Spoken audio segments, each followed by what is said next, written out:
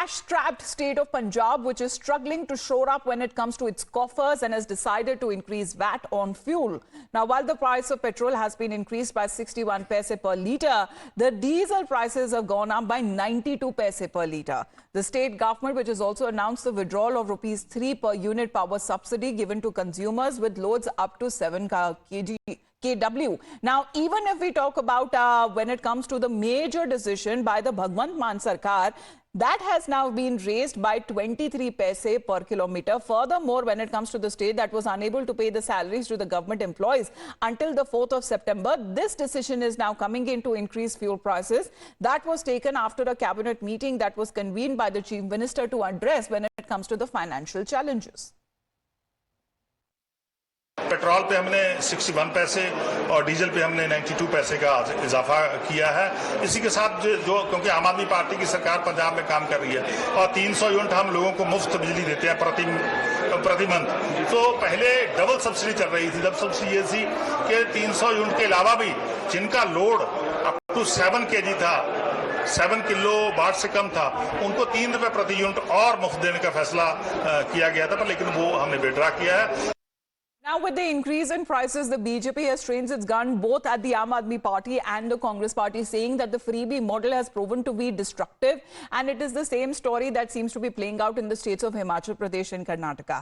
BJP leaders also say that this freebie promises to get votes are pushing the India bloc ruled states towards bankruptcy. Wherever India Alliance government comes, it brings mehengai, loot, kangali, bankruptcy. The example of this is Punjab, where the petrol diesel VAT has been hiked 61 paise, 92 paise.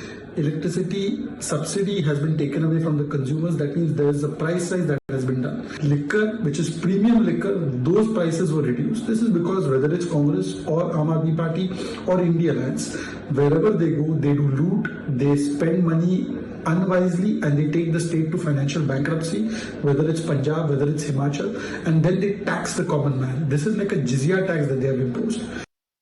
केवल लोक लुभावन तरीके से जनता से vote हासिल करने के लिए बिना किसी योजना के जब इस तरह के मुफ्त की घोषणाएं की जाती है ना, तो बजट पर कितनी भारी पड़ती हैं, ये आज पंजाब में भी दिखाई पड़ रहा है। पूरा का पूरा बजट बैठता जा रहा है।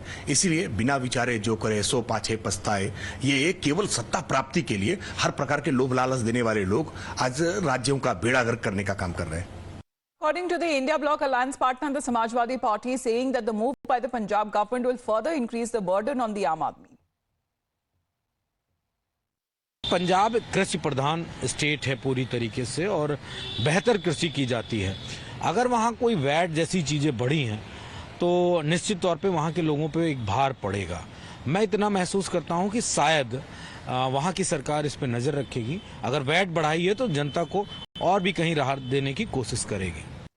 संजीव कौशिक जी हमारे साथ जुड़ रहे हैं मॉर्निंग न्यूज आवर डिबेट में। सर नमस्कार। हम अपने बीजेपी लीडर को भी लाने की कोशिश कर रहे हैं, लेकिन संजीव जी वादे तो कर दिए। बीजेपी की तरफ से आरोप लगाया जा रहा है कि चुनावों में हमें वोट दीजिए, हम आपको ये सारी चीजें और सुविधाएं फ्री में देंगे, मुफ्त में देंगे, लेकिन आगे जाके वही जो वादे वो भारी पड़ते हुए नजर आ रहे हैं क्या?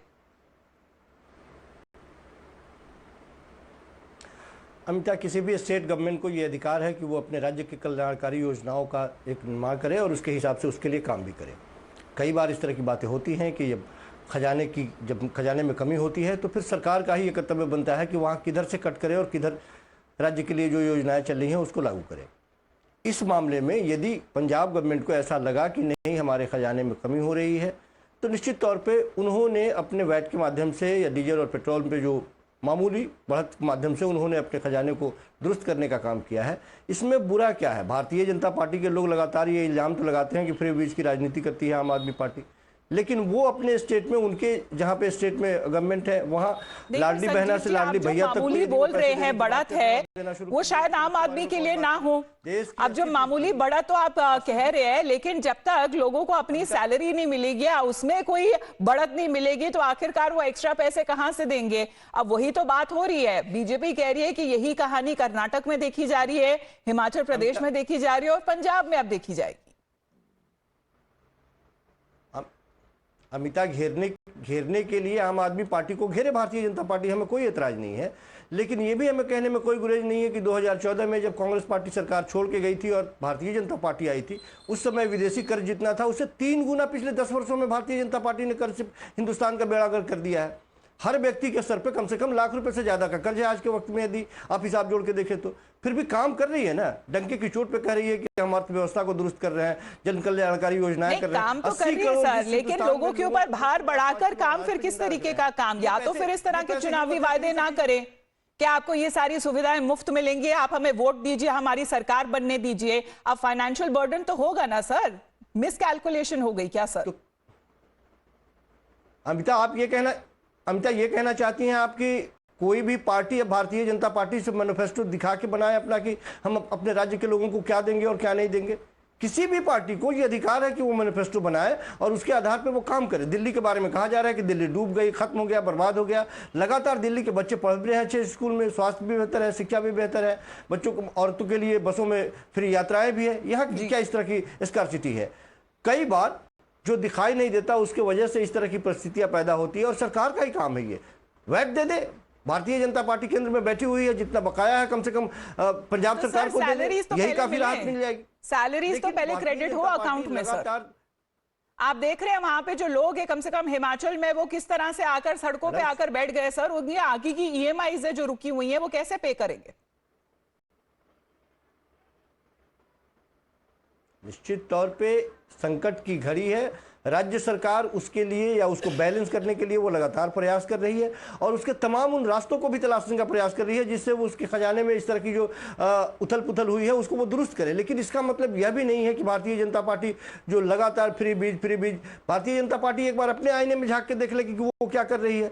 80 करोड़ जनता को 5 किलो अनाज पे जिंदा रख रही है, उसके बारे में बात नहीं करेंगे? है हिम्मत तो बंद कर दे उसको, किसको जरूरत है? आप कह रहे हैं कि विश्व में ताकत बन के भारत उभरता हुआ दिखाई दे रहा है, पूरे लोग बेहतर तरीके से काम कर रहे हैं, रोजगार की कमी नहीं है, सारी चीजें दुरुस्त है। तो हमारे साथ जुड़े नहीं है क्योंकि समय अभी खत्म हो रहा है संजीव जी। लेकिन जहां तक हम देख पा रहे हैं, जो आरोप बीजेपी की तरफ से लगाए जा रहे हैं कि ये फिर ना कहा जाए कि महंगाई है, इन्फ्लेशन है, कीमतें बढ़ती हुई नजर आ रही है, क्योंकि यही आप सारे जितने जहां तक अगर स्टेप्स के बारे में बात की जाए तो वो ऑपोजिशन रूल स्टेट्स में भी अब अपनाए जा रहे हैं।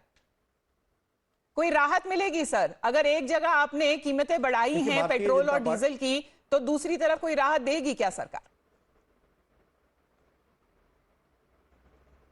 निश्चित तौर पर मैंने कहा कि जनता के हित में ही राज्य सरकार काम कर रही है और जनता के लिए बेहतर काम कर रही है। जिस तरह से मैं बार बार एक बात कहता हूं कि देश की जनता मूर्ख नहीं है। तीसरी बार भी मोदी जी को प्रधानमंत्री बना दिया, विपक्षी लोग लाख हल्ला करते रहे। ठीक वैसे ही जिस स्टेट में जिस पार्टी को बहुमत देती है उस स्टेट के लोग उसको सबसे ज्यादा बेहतर मानते हैं और जानते हैं और प्यार करते हैं, तभी उसको वोट देते हैं। दिल्ली में भी यदि 3 बार भारतीय जनता पार्टी को लोगों ने इग्नोर कर दिया, 2.5 दशक हो गए दिल्ली से बाहर हुए, कांग्रेस को भी उतने ही वक्त हो गए, लगभग 1 दशक से ज्यादा हो चुके। लोगों ने यदि किसी पार्टी को वोट दिया है तो उसके बेहतर कामों को देख करके वोट दिया है। चलिए, आप जनता के हित के बारे में अगर बात कर रहे हैं और उसे कह रहे हैं कि मामूली बढ़त है, लेकिन चुनाव तो सर होते ही रहते हैं देश में। अभी थोड़े महीनों के बाद चाहे महाराष्ट्र में चुनाव हो, हरियाणा में चुनाव हो, जम्मू कश्मीर में चुनाव हो और अगले साल शुरुआत में दिल्ली के भी चुनाव आने वाले हैं। धन्यवाद आपका संजीव कौशिक जी हमारे साथ जुड़ने के लिए। Apologies that we do not have a BJP guest joining us here for a counter to be placed, but this has been as far as the debate that has taken place now on the Morning News App.